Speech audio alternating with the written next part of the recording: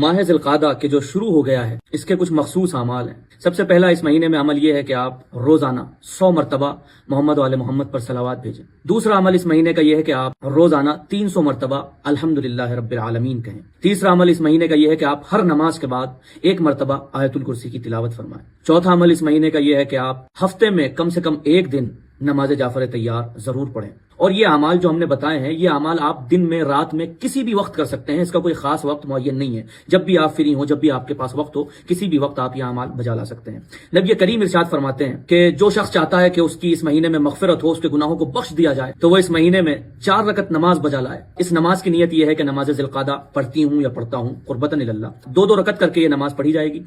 اور اس کا طریقہ یہ ہے کہ ہر رکعت میں 1 مرتبہ سورہ الحمد، 3 مرتبہ سورہ قل هو اللہ احد، اور 1 مرتبہ سورہ قل اعوذ برب الفلق، اور 1 مرتبہ سورہ قل اعوذ برب الناس کی تلاوت کریں گے۔ اور باقی دوسری چیزیں بالکل نماز فجر کی طرح، نماز صبح کی طرح ادا کرنی ہے۔